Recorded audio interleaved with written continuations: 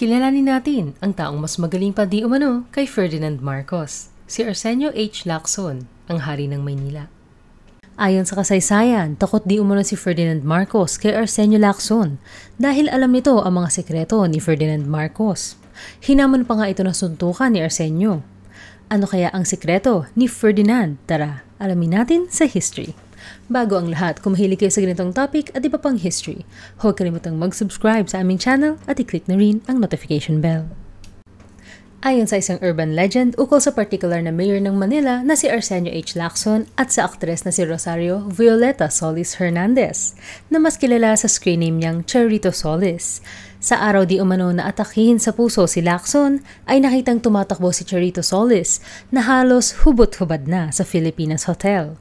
Nagkaroon pa nga ito ng biro-biro na ang pagkamatay ni Lacson ay hindi DOA kundi DOT o Dead on Top. Sino nga ba si Arsenio Lacson? Si Arsenio Lacson ay ipinanganak noong ika-26 ng Disyembre 1912 sa Talisay, Negros Occidental. Kilala bilang arsenic sa mga kaibigan at kaaway, mambo naman sa mga journalist. Bunso at nag-iisang lalaki sa 4 na magkakapatid. Kinatatakutan ng kanyang ama na magiging malambot si Arsenio. Ngunit lumaki itong matapang at tigasin. Ang ama niyang si Roman Ledesma Lacson ay pinatay. Taong 1922, sa edad na 10 taong gulang ay lumipat sila ng Manila at doon nanirahan. Sakitin noong pagkabata ay pinagtuunan ni Arsenio ang sports habang nag-aaral pa siya sa Ateneo de Manila University. Dito niya nakuha ang kanyang Bachelor of Arts degree. Nang mag-17 taong gulang na siya ay umabot ang kanyang height sa 5'10" at may bigat na 150 pounds o 68 kilograms. Noong college ay kasali siya sa Philippine National Football Team bilang captain at lumaban sa mga tournament gaya ng 1934 Far Eastern Championship Games. Nakasali din siya sa huling pre-war Asian Olympics sa Tokyo, Japan noong 1940. 1932, pinakasalan ni Arsenio Lacson si Luz Luchi Santiago, 18 taong gulang na anak ng isang mayamang pamilya sa Sampaloc, Manila. Ang kasal na ito ay nagbukas ng pinto sa kanyang karera sa politika. Dahil ang kanyang biyenan na si Jeronimo Santiago ay iginagalang na political leader at kilala nito ang bawat politiko sa Maynila. Biniyayaan sila ni Luz ng 4 na anak. Naging amateur boxer din siya habang nag-aaral. Dito nabali ang kanyang ilong, isang kilalang feature sa kanyang imahe. Nag-aral si Arsenio ng law sa University of Santo Tomas. Pagkatapos makagraduate at pumasa ng bar exam noong 1937, ay sumali sa law office ng future Senator Vicente Francisco. At nang lumaon ay sumali naman siya sa Department of Justice bilang isang assistant attorney.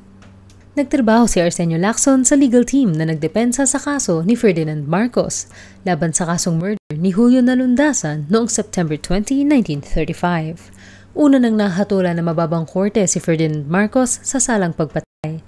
Dahil sa pagsisikap ng legal team kung saan kasali si Arsenio Lacson na siyang malaki ang naiambag, ay binago ng Supreme Court ang hatol at pinawalang sala si Marcos. Ayon sa isang aklat na isinulat ni Amador Brosio Jr., alam ni Arsenio ang detalye ng pagpatay kay Nalundasan at kumbinsido itong si Marcos ang triggerman. World War II. Sumali si Lacson sa pakikipaglaban mula sa mga Hapon na sumakop sa Pilipinas noong late 1941. Sinalihan niya ang underground movement na Free Philippines at naging lead scout sa Battle of Manila. Lumaban din siya para sa liberasyon ng Baguio noong ika-26 ng Abril 1945. Isa siyang kilalang gerilla na gumawa ng intelligence work sa pamamagitan ng paniniktik upang maibalik ang US Liberation Forces noong 1945. Nakatanggap siya ng citation mula sa Veterans of Foreign Wars at sa 6th United States Army para sa kanyang serbisyo noong panahon ng giyera. Ilang taon makalipas ay tinanong siya ng Japanese Prime Minister na si Nobusuke Kishi kung may natutunan siyang lengguaheng Hapon noong giyera at sinagot lamang siya ni Arsenio ng, "I was too busy shooting at Japanese to learn any." Matapos ang giyera ay binalikan ni Arsenio ang journalism. Nagkaroon din siya ng sarili niyang radio program na tinawag na In This Corner, kung saan ang topic niya ay ukol sa social at political na mga bagay. Naging popular siya dahil sa kanyang palabas sa radyo, ngunit may ilan ding nagalit, katulad ni Presidente Manuel Rojas na kanyang binansagang Manny the Whip, dahil di umano sa corruption ng administrasyon nito. Taong 1947, ipinag-utos ni Pangulong Manuel Rojas ang pagsuspindi kay Arsenio mula sa airing ng kanyang radio program. Tinutulan ni Arsenio Lacson ang Bell Trade Act na hinahangad ng gobyerno ng United States upang mabigyan ng pantay na karapatan ang mga negosyanteng Amerikano sa pananamantala nito sa mga natural resources ng Pilipinas.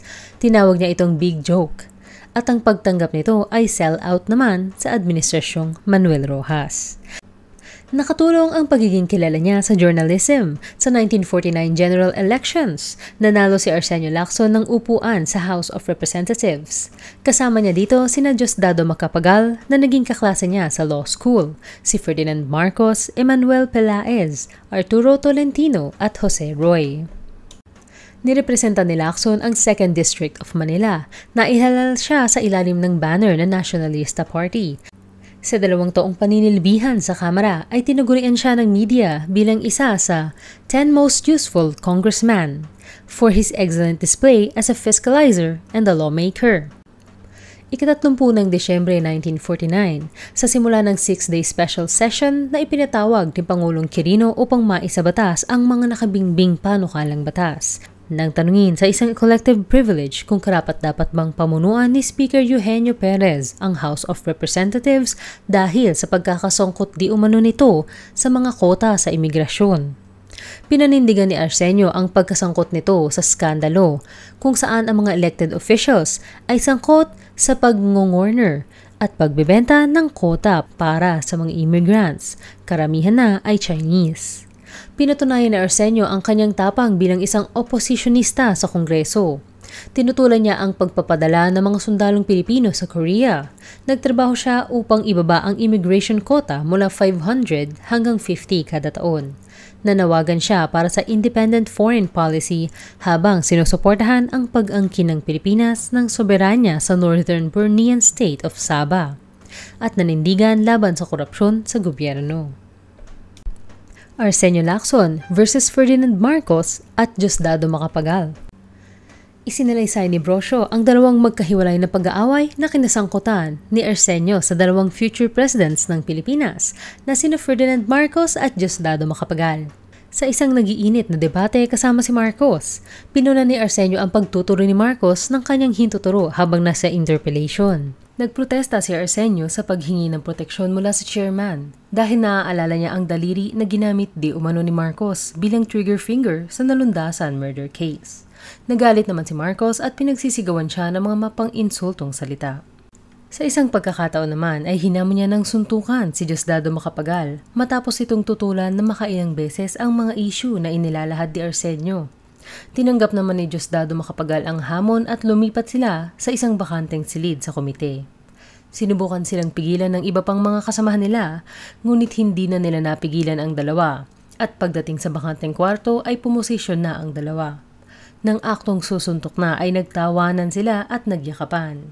Pinagtripan lamang nila ang mga kasamahan. Taong 1951, tumakbo siya bilang mayor ng Manila at nanalo mula sa kanyang katunggali at dating mayor ng Manila na si Manuel de la Fuente ng Liberal Party. Lubhang nasira ang Manila sa nagdaan na digmaan. Naisaayos ni Arsenio hindi lamang ang kalinisan at gulo sa lugar, kundi naisaayos niya rin ang financial position, trabaho ng kapulisan at tinugis ang mga kriminal. Habang nasa pwesto ay natuklasan din ni Arsenio ang mga anomalya sa City Hall na siyang kinasuklaman ng mga konsehal sa ilalim ng Liberal Party. Nakaaway din ni Arsenio Lacson ang kanyang vice mayor na si Bartolome Gatmaitan dahil hindi niya ikinatuwa ang malamya nitong pamumuno. Sinikap ni Arsenio Lacson na mabayaran ang utang ng city government. Ipinatigan niya ang pagtatalaga ng mga tauhan ng gobyerno na sumisweldo kahit hindi nagtatrabaho at pinutol ang ugnayan ng mga kriminal at gang sa kapulisan. Nang papalapit na ang 1953 presidential election, inalok di umano ni Magsaysay bilang standard bearer ng Nationalista Party na siya ay maging vice presidential running mate nito, ngunit tinanggihan ito ni Arsenio at sinabing, "Monching, you are as strong as a Carabao, and I don't want a position that merely waits for someone's death." Sa halip ay sinuportahan niya si Carlos P. Garcia. Naging usap-usapan ang pagiging running mate ni Lacson kay Magsaysay, ngunit hindi pa ramdam ni Arsenio na handa na siya sa national office. Ngunit kung nagkataon na sila ay nagtandem ni Magsaysay, ay malaki ang posibilidad na manalo siya bilang vice-presidente dahil sa kanyang kasikatan, at sa pagkamatay ni Magsaysay ay naging presidente sana siya. Ngunit mas pinili ni Arsenio Lacson na tumakbong muli bilang mayor ng Manila noong 1955 at madaling nanalo. Isang kontrobersiya ang patuloy na umiikot kadikit ang pangalan ni Arsenio Lacson. Dahil sa kanyang unang termino bilang mayor ng Manila, ay may dumalo sa kanyang opisina noong ika-23 ng Marso 1953. Isang matangkad at magandang dalaga mula Leyte.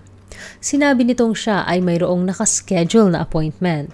Ito ay si Imelda Marcos, na umaapela kay Arsenio na siya ay ang dapat na nanalo bilang Miss Manila at hindi si Norma Jimenez.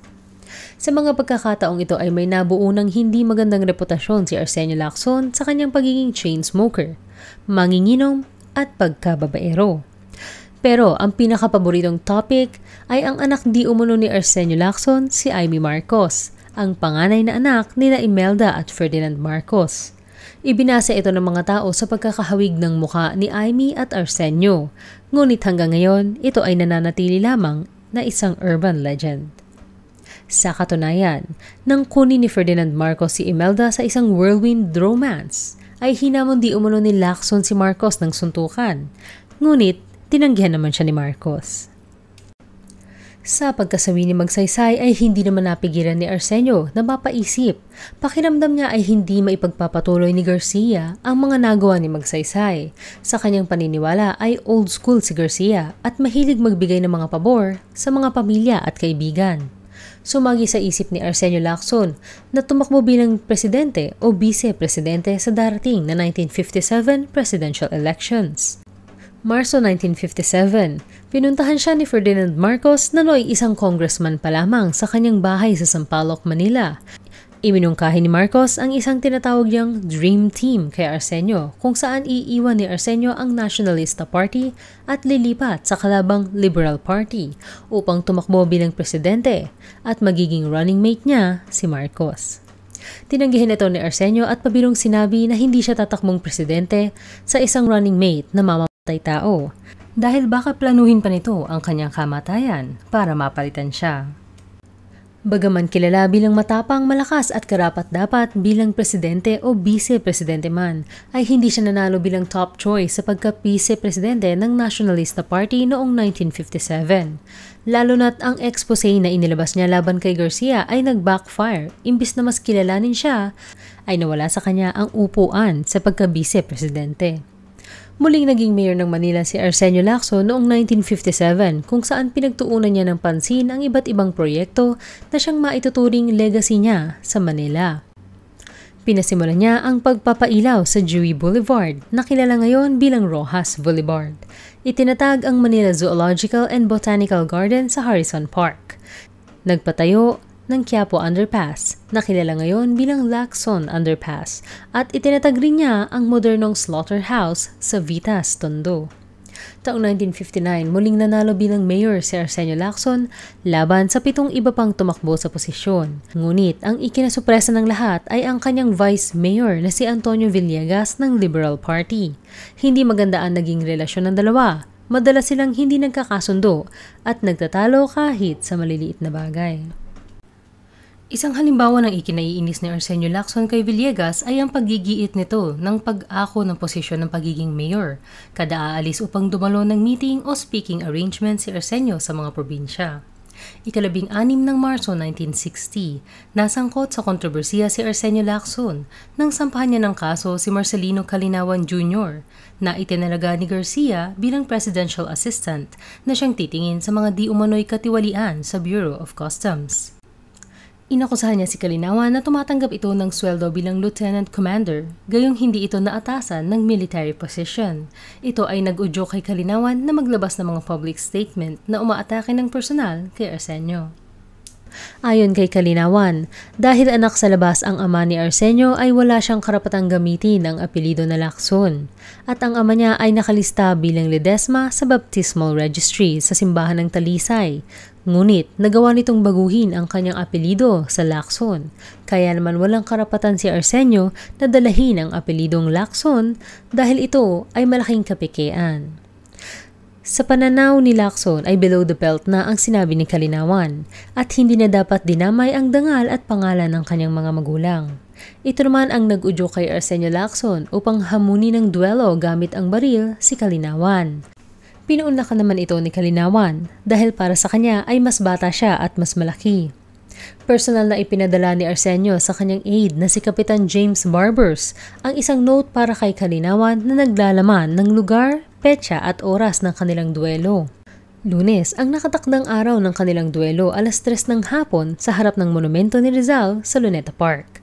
Kalat na kalat ang balita at maraming politiko na sumubok na pigilan ang dalawa, lalo na't labag ito sa batas. Ngunit hindi sila nagpapigil. Mula sa kanyang kwarto sa Filipinas Hotel ay pumunta si Arsenio Lacson at ang kanyang mga aide bandang 2:50 p.m. Dala niya ang isang .357 Magnum revolver. Hindi siya komportable nang makitang marami na agad medyang naghihintay para i-cover ang kanilang duelo. Dali ang pumunta sina Defense Secretary Alejo Santos at Brigadier General Antonio de Vera upang pigilan si Lacson, ngunit matigas ito at sinabing sumobra na si Kalinawan nang insultuhin ito ang mga magulang at ninuno niya. 3:15 p.m. na ay hindi pa rin dumarating si Kalinawan. Umalis na si Arsenio Lacson at nakisakay sa sasakyan ni Santos na siyang nagdala sa kanya sa Manila Zoo. Dito itinur at ipinakita ni Arsenio ang mga bagong hayop na laman ng zoo. Sa kabilang banda, dumating naman si Kalinawan ilang minuto matapos ang pag-alis ni Arsenio. Pinipigilan din ng ilang grupo ng mga opisyal mula sa paramilitary constabulary. Sinabi ni Kalinawan na hindi siya nagdala ng baril dahil ipinagbabawal ito sa batas, kaya naman naisipan niyang daanin na lang sa kamao ang laban. Ikinalungkot niya ang paggawa di umano ni Arsenio ng public show ng kanilang duelo. Ginugol ni Arsenio ang natitirang buwan ng 1960 hanggang 1961 sa pakikipagtalo kay Villegas, pero nagkaayos din naman sila sa huli. Taong 1961, kanyang idineklara na hindi niya susuportahan si Garcia at sa darating na presidential elections ng parehong taon ay susuportahan niya si Senate President Eulogio Amang Rodriguez na lantarang nakipag-away kay Garcia matapos talikuran ng huli ang pangakong hindi natatakbo muli sa pagkapresidente. Ngunit, natalo ni Garcia sina Arsenio at Rodriguez sa loob mismo ng Nacionalista Party. Ito ang nag-udyo kay Arsenio Lacson upang iwan ang Nacionalista Party at lumipat sa Liberal Party bilang campaign manager sa ilalim ni Vice Presidente Diosdado Macapagal at Senator Emmanuel Pelaez. Hindi tumutol ang Nacionalista Party sa pag-alis ni Arsenio, ngunit hindi maikakaila na malaking factor ito sa pagkapanalo ni Diosdado Pelaez tandem. Masigasig na nagkampanya si Arsenio para sa nilipatang team. Napabilib ang mga tao sa galing niyang magsalita at kadalasan pa ay siya ang huling pinagsasalita sa mga political rally dahil inaabangan talaga ng mga tao ang kanyang sasabihin. Bagaman ang pagkakaibigan nila ni Macapagal ay nagkakalamat na, ang kanyang lumalaking popularidad ay nagbubukas ng isa pang napakaganda at promising na kandidatura sa darating na 1965 presidential election. 15 ng Abril 1962, Easter Sunday, inatake sa puso si Arsenio Lacson. Maraming bersyon ang pagkakasunod-sunod ng mga pangyayari bago humantong sa pagkasawi ni Arsenio. Una, nasa bahay siya at naghahanda para sa kanyang radio program para sa gabi. Pangalawa, naglalaro siya ng golf sa Wakwak Golf Course sa Mandaluyong habang kausap pa si Rodriguez. Pangatlo, at pinakasikat sa lahat ng bersyon, umalis si Lacson sa kanilang tahanan bandang 2 p.m. matapos ipagluto ng pagkain ng kanyang pamilya upang pumunta sa Filipinas Hotel, kung saan nagbook na siya ng suite. 5 p.m. ay nagising siya at tinawagan ang kanyang kaibigan na si Nick Osmeña, anak ng dating Pangulong Sergio Osmeña Sr. Sinabihan niya itong makinig sa isang radio program at nais niyang pag-usapan ang pagbawi sa Saba. Mga 5:40 p.m. ay humingi pa ng yelo sa isang staff ng hotel si Arsenio. Pablo Olazo ang pangalan ng hotel staff na nagdala ng yelo kay Lacson. Pagkadala niya ng yelo ay nakita niyang pawisan at may iniindang sakit ang mayor. Kaya naman ipinaalam niya ito sa mga aide ni Lacson na siyang tumakbo papunta sa kanyang kwarto. Nasabihan pa di umano ni Lacson ang mga ito na ipatawag ang personal doctor niya mula sa Manila Doctors Hospital. Nagawa pa niyang itaas ang kanyang kamay, ngunit hinimatay na sa bisig ng isa sa kanyang mga aide. Si Dr. Godofredo Banzon ang unang nakarating para bigyang lunas ang mayor. Nagbigay ng gamot pang emergency, sinundan ng 2 pang doktor, ngunit namatay pa rin ang mayor. Mabilis kumalat ang balita sa pagkamatay ni mayor na sadyang ikinagulat ng buong bayan.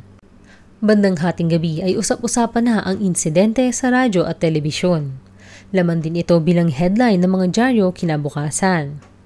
Dito na kumalat ang balitang kasama niya si Charito Solis noong oras ng kanyang pagpanaw at ang biroang DOT o Death on Top. Sabi sa aklat ni Brosio, pinatunayan ng mga kaibigan ni Arsenio na magkasama ang dalawa noong araw na iyon, ngunit kasama din sila. Ayon naman sa ibang partido, ay may babaeng kasama si Arsenio Lacson na kamukhang-kamukha ni Charito Solis. Nagkaroon pa di umano ng anak na lalaki ang dalawa at ipinangalan pa ito kay Arsenio. Nagdeklara ng 4 na araw na pagluluksa si Diosdado Macapagal. 18 ng Abril 1962, inihamlay ang labi ni Arsenio Lacson sa Manila North Cemetery. Halos 1 milyong katao ang dumalo sa paglibing ng hapong iyon. Kayo, anong masasabi niyo kay Mayor Arsenio Lacson? Siya nga ba ang the best president we never had? I-comment lamang ang inyong opinyon sa ibaba. Salamat sa panonood, huwag kalimutang mag-subscribe sa aming channel at i-click ang notification bell. Hanggang sa muli.